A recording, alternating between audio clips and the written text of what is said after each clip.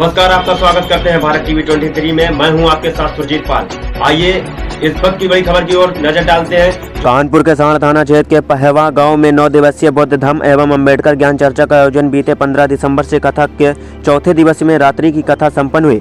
कार्यक्रम स्थान में से सभी लोग अपने अपने घर चले गए। पंडाल में सिर्फ टेंट कर्मचारी और साउंड कर्मचारी रुक गए और रात्रि विश्राम कर रहे थे।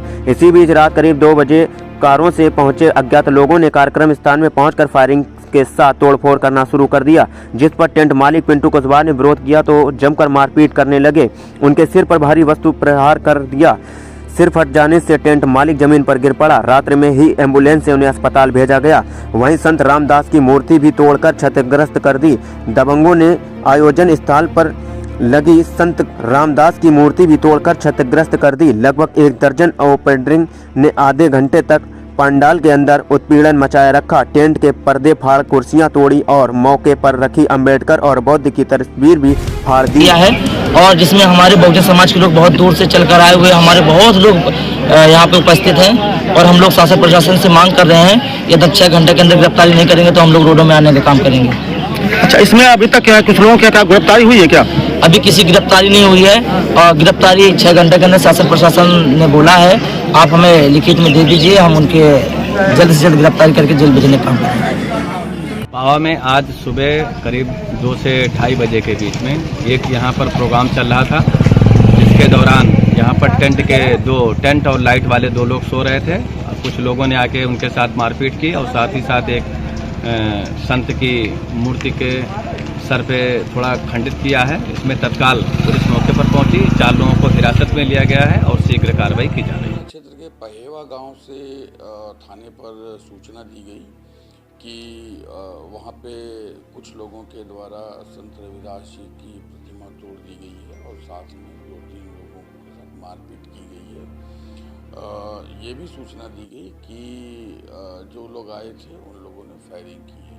पूरी घटना को तत्काल गंभीरतापूर्वक लिया गया और वहाँ पे घटनास्थल की जांच की गई। संत रविदास जी की जो है प्रतिमा वहाँ पे नहीं लगा दी गई है और स्थानीय व्यक्तियों की मदद से वहाँ पे स्थिति को नियंत्रण में किया गया है। स्थिति नियंत्रण में है।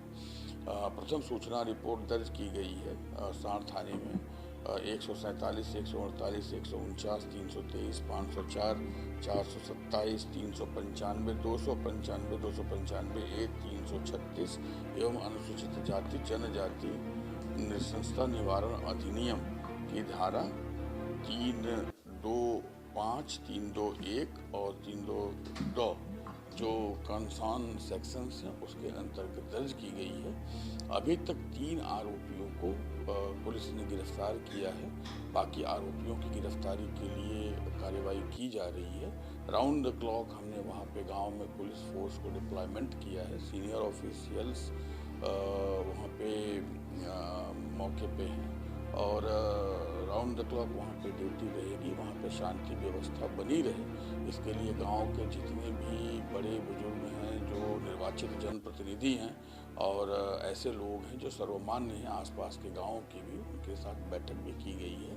उनके साथ समूह में और अलग अलग बैठक करके पुलिस फोर्स के डिप्लॉयमेंट से सभी आपराधिक तत्व जो वहाँ आसपास के गांव में उस गांव में उनके विरुद्ध कार्रवाई करके, नामित आरोपियों के विरुद्ध कार्रवाई करके और साथ में वो सभी मेजर जो इस गंभीर घटना में लिए जाने चाहिए वो ले करके स्थिति नियंत्रण में किया जा रहा है।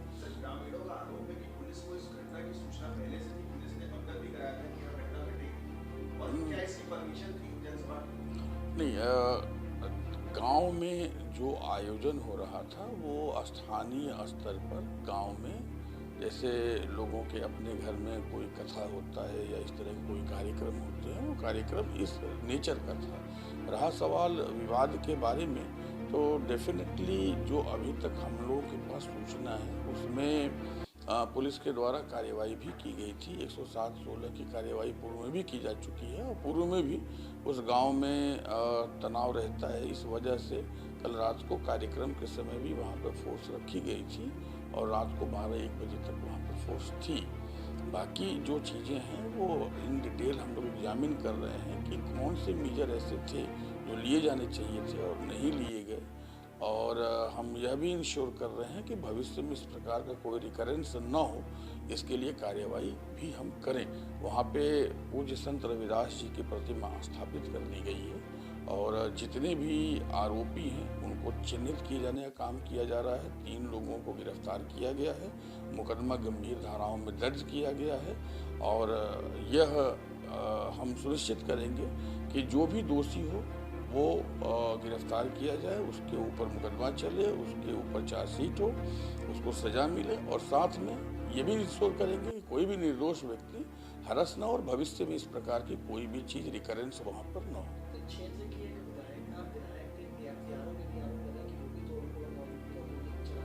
देखिए, विवेचना प्रचलन में है, विवेचना जारी है और जो प्रथम सूचना रिपोर्ट है वो सबके सामने है।